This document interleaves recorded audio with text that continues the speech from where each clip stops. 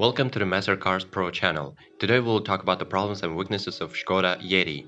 As one of the first small family SUVs to hit the market, the Škoda Yeti needed to stand out from the crowd. Chunky, Tonka toy looks, blistered wheel arches, oversized roof rails, and lower body cladding ensured this was the case. And then there was this name, that of a large, hairy, abominable snowman. Fortunately, there's nothing abominable about this practical alternative to a family hatchback. There's certainly nothing monstrous under the bonnet of a Yeti. The small 103 bhp 1.2 liter petrol engine, later upgraded to 109 bhp, is perfectly pleasant. The larger 158 bhp 1.8 is smooth, and the latter 148 bhp 1.4 turbo isn't even better bad for its blend of performance and economy. You can even have 103 bhp 1.6 liter diesel that's laughably inexpensive to run, or a bigger 2.0 liter diesel in either 108, 138 or 168 bhp forms. 2013 updates saw Škoda trims its engine lineup with a 109 bhp 1.2 liter TSI petrol engine and a 2.0 liter TDI diesel in two guises, producing 108 bhp 148 bhp respectively, the only options available.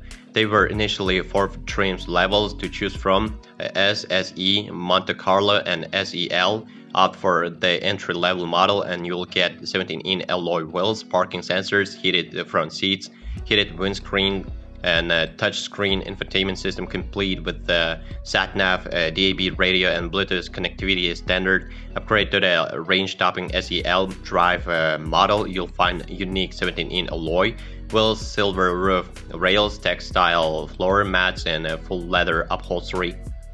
With the facelift, these were cut to 2 core trims from the 4 that used to be available. Their SE drive and SEL drive being quite wide and tall. The Yeti has a generous amount of space inside for 5 passengers, just like its contemporaries. The rear seats can slide back and forth to increase rear leg room or boot space. Combine this with the Yeti's boxy shape and versatility is a strong suit. You'll have no problem fitting a push chair in there, and it's more accommodating than rivals like the Suzuki Vitara. They raise the ride height and large window area, afford the driver great all-around visibility, while the driver's seat has plenty of adjustment and will suit all sizes.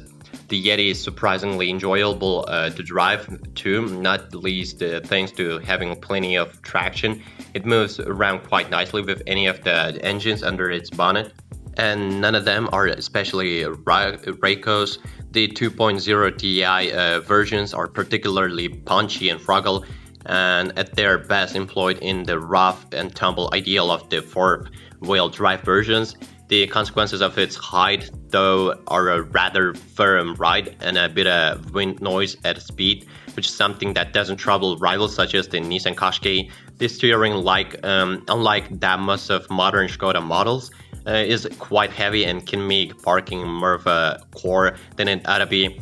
As mentioned, the Yeti was facelifted in 2013, bringing new front and rear bumpers and introducing 2 models variations, Yeti and Yeti Outdoor.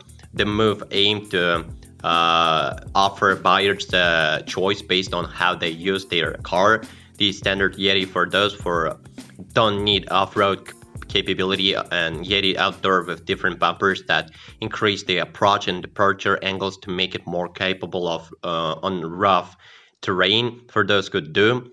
This was similar to the choice offered by the Volkswagen Tiguan. All good things must come to an end. Of course, and the immensely popular Yeti was eventually replaced by the sober suited but equally competent Karoq in 2017. Certain petrol-powered Yetis are not quite as economical as you might like, with the 1.8 TSI performing the worst at 35.3 mpg and costing £298 per year in the road tax. The most frugal is the front-wheel drive 1.2 TSI, early 103 bhp examples consume fuel at rate of 44.1 mpg and cost £155 per year to tax, while later 109 bhp versions are a little more cost efficient at 51.4 mpg and £120 per year in tax. Diesel Yetis are generally much more economical, although the worst performing version is the 4-wheel drive DSG 2.0 TDI 138 bhp model, 43.4 mpg and £230 road tax. The more popular 2-wheel drive 2.0 TDI 109 bhp manages 52.3 mpg and £140 a year road tax, but the economy champion is the 1.0 liter Greenline model. It sips fuel at a rate of 61.4 mpg and only costs £30 per year in tax. All engines can suffer from high oil consumption, so if you find that the level is low, it can mean that the previous owner has driven the vehicle without enough oil in the engine. This can result in excessive engine wear, so walk away if the stick is below minimum. As unlikely as it may sound, check for any damage to the underbody cladding when looking at a 4-wheel drive Skoda Yeti that might have occurred during an off-road excursion. Also make sure it isn't caked in mud, because that will act as a moisture trap and cause corrosion. Some owners have complained about the quality of the paintwork, so check the car during daylight hours and never under strip lighting. If possible, ask the garage to dry it for you and examine the car when it's free and moisture. Turbos have been known to fail, which might be a result of infrequent servicing or the wrong specification of engine oil being used. If a non-specialist independent garage has served the car, check the paperwork, if possible, to identify the type of oil they used for peace of mind. All diesel Yetis have a DPF fitted, which requires regular, prolonged, higher speed journeys in order to burn off the soot it collects. To reduce the risk of buying a Yeti with a clogged DPF, check how the previous owner has used the car and make sure the engine oil is used of the low ash variety. During the DPF regeneration process, extra fuel is sometimes injected into the exhaust stream to increase the exhaust temperature. Frequent regeneration attempts can result in fuel getting into some of the engine and contaminating the oil, raising the oil level gradually over time. Be suspicious if the dipstick is about maximum. This fault can affect Yetis with a 2.0 liter diesel engine that were built between 1st January 2009 and 15 December 2011. The high pressure fuel line can crack over time and leak fuel into the engine bay. The fix carried out as a recall was to fit anti-vibration balance weights to the pipes.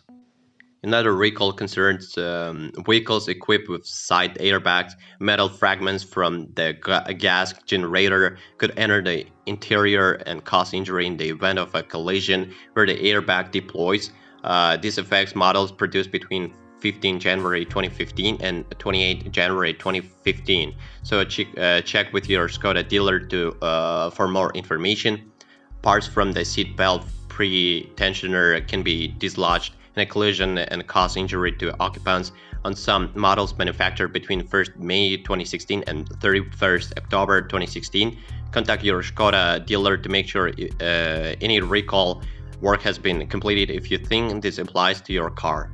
The Yeti performed quite well in the latest reliability surveys of ours. It appeared in, taking the 6th and 7th place for diesel and petrol models respectively. Škoda as a brand managed to take 7th place in a league of 31 car manufacturers, which is an excellent result.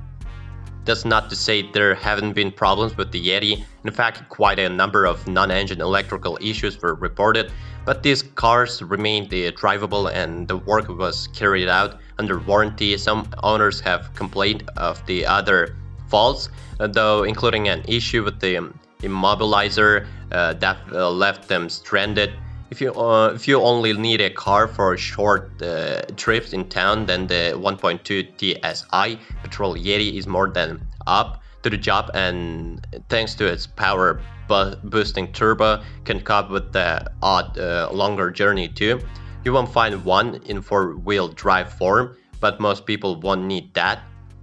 If you plan to frequently carry a car full of passengers, the 2.0 TDI will be your best option. Even the least powerful 108 bhp version is fine, with plenty of low down torque for relaxed progress. However, that version is quite loud at most speeds, only really settling down when the car is in 6th gear on the motorway. If you're prepared to spend a bit more money, later 148 bhp versions are a bit better in this regard. E-trim Yetis have a few luxuries such as air con and electric front windows, but if you can afford it, go for either S or SE. Both are much better equipped, as trim adds alloy wheels, front fog lights and electric rear windows. SE cars also have dual zone climate control, parking sensors and a CD changer. Elegance models modes and add adjustable lumbar support, heated front seats and leather upholstery.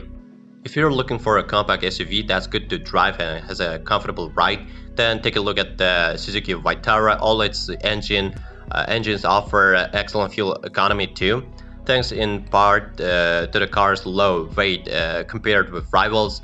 Its interior is a noticeable step down in plushness compared to the Škoda Yeti. Though the Vitara is full of hard plastic surfaces, the Nissan Qashqai has a well-made interior that feels quite classy, especially the facelifted version, and offer SUV fanciers the raised ride height they desire. It doesn't offer much more interior space than a traditional family hatchback. However, you pay for its raised suspension and comfortable ride with a fair bit roll through the corners. The Volkswagen Tiguan is a little bigger than the Yeti, and its low-speed ride is equally stiff, but its interior is finished with nicer materials.